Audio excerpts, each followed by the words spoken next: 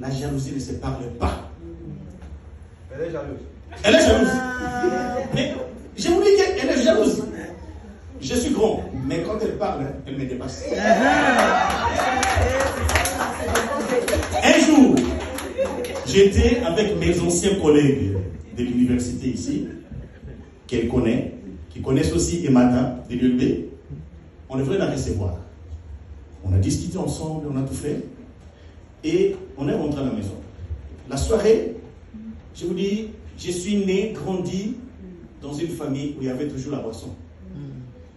Boisson. Parce qu'on a tenu des boissons ici en Belgique en 67 et j'ai travaillé dans ça dans ma vie. Je ne bois plus. C'est que je me souviens, je ne bois plus, mais je ne suis pas contre l'alcool. Moi, je ne bois pas. Quand je prenais la bière, c'était une bière, deuxième bière, je dors. Ça, c'est mon seul défaut.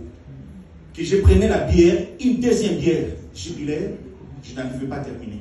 Je dors. Qu'est-ce que la femme dit? Pour ne pas me dire que Papa Ban, tu ne sors pas. Pasteur, Maman Vumbo ici, qu'est-ce qu'elle a fait? Je vais m'habiller, je me lave, elle ne dit rien, dans le silence total, on est à Bruxelles. Qu'est-ce qu'elle a fait? Je prends ma chemise, je vais m'habiller dans la chambre. Je mets la chemise, je ferme le bouton, je sens que, comme on dit, comme les garçons. Or, elle a pris toutes les chemises, elle a déchiré les chemises. Ça, c'est la jalousie silencieuse. Avec la gilette. Oui, gilette. Elle est là. J'ai pris mes comptes.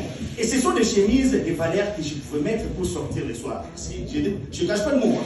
Je suis un sortir. J'aimais beaucoup sortir.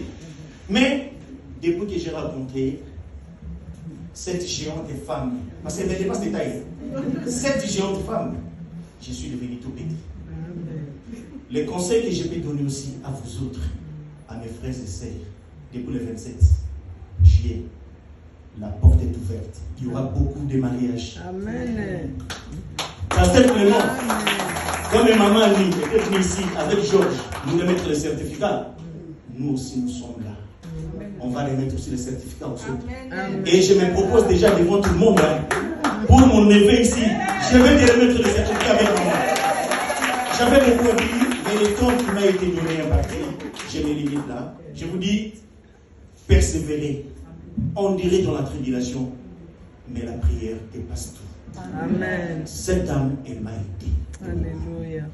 Il faut trouver une aide semblable à toi. Amen. Quand j'ai dit que je l'avais quitté, ce n'était pas par ma volonté. Et mon père, avant son euthanasie, avant son incinération, qui a été tombé malade pour boire de l'eau au Congo, il est revenu ici, avion médicalisé avec les médecins.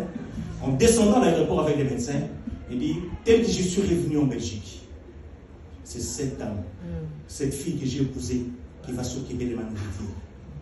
Et malgré les méfaits que j'avais fait, les habits, les mauvais usages, ma femme était toujours chez mon papa. Et mon père m'avait dit, je vous donne 6 mois. Voilà pourquoi les enfants, entre nous, obéissez à vos parents. C'est le premier commandement. Même si on nous dit dans la Bible que le bel héritage que Dieu nous a donné, c'est vous les enfants, qui est nous les enfants. Mon père m'avait donné 6 mois. Et je vous dis en toute sincérité, le mariage n'avait même pas duré 6 mois.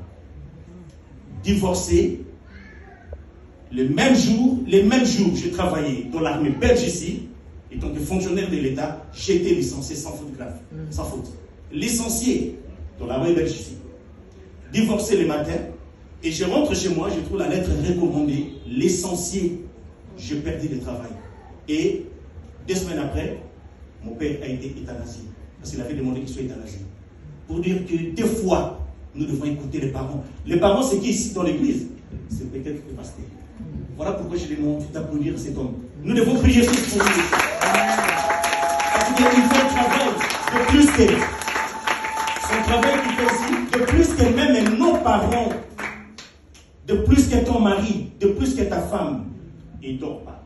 Il va prier, il va intercéder pour nous.